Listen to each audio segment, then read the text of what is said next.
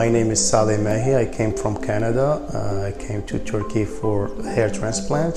The experience was good. The company I did with them the transplant, which is Transis, they pick me up from the airport. They bring me to the hotel, and the next day they bring me to the clinic for blood test. I meet with Mr. Bilal the next day. He explained to me the process of the operation.